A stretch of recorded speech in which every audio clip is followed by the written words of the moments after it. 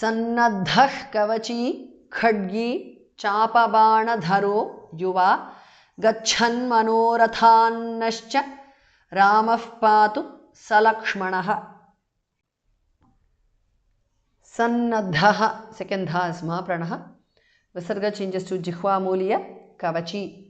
Sannadhah kavachi because of sandhi. Khadgi kha mahapranah. Chapabanadharaha is a compound word. Dha is mahapranah. It becomes chapabanadharo because of sandhi. Yuva gachan cha mahapranah. Manorathan tha is mahapranah. Naha manorathan naha because of sandhi. Visarga changes to shu there. Cha manorathannascha because of sandhi. Ramaha visarga changes to upadhamaniya patu. Ramah patu because of sandhi. Salakshmanaha is a compound word. Sannadhah kavachi khadgi chapabanadharo yuva gachan manorathannascha ramah patu salakshmanaha. रामो दाशरथिः शूरो लक्ष्मणानुचरो बली काकुत्स्थः पुरुषः पूर्णः कौसल्येयो रघूत्तमः. रामः becomes Ramo because of sandhi. Dasharathihi तथा mahapranah. Visarga changes to shu there. Shuraha. Dasharathiः shuraha because of sandhi.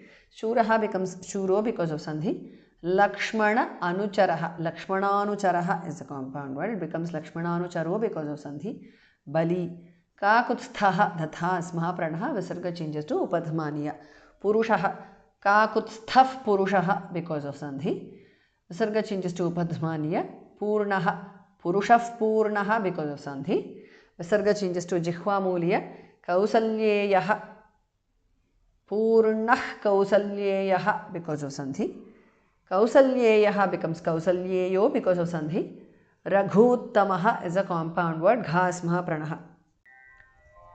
Ramo dasharathiः shuro lakshmananucharo bali kakutsthav purushah purnah kausalyeyo raghuttamaha.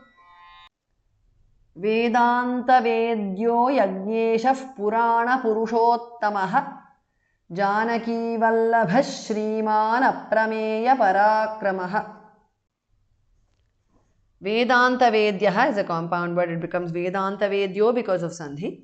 Yajna ishaha yajneshaha is a compound word. Visarga changes to upadhamaniya. Purana purusha uttamaha. Purana purushottamaha is a compound word. Yajneshah Purana Purushottamaha because of sandhi.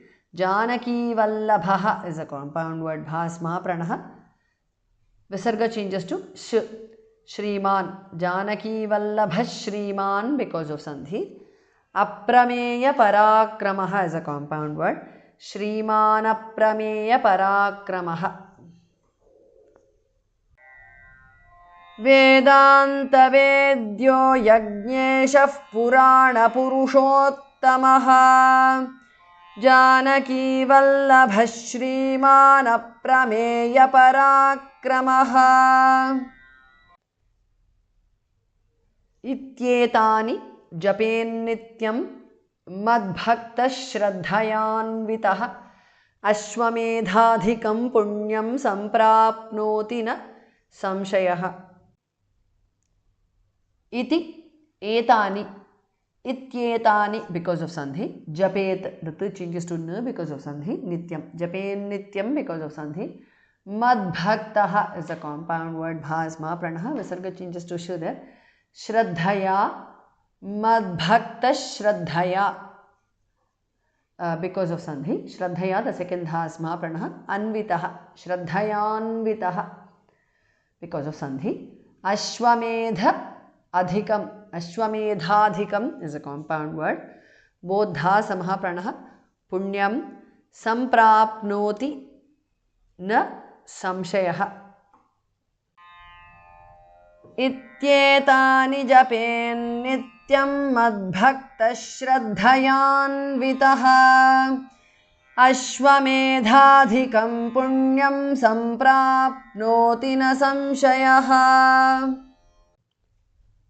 रामं दूर्वादलश्यामं पद्माक्षं पीतवाससं स्तुवन्ति नामभिर्दिव्यैर्न ते संसारिणो नराः रामं दूर्वादलश्यामं is a compound word. Raman Durvadalashyamam because of Sandhi. Ramam ends in Anuswara which changes to Na. Padmaksham is a compound word. Pitavasasam is a compound word. Stuvanti Namabhihi Bhasma Pranaha Visarga changes to Repha.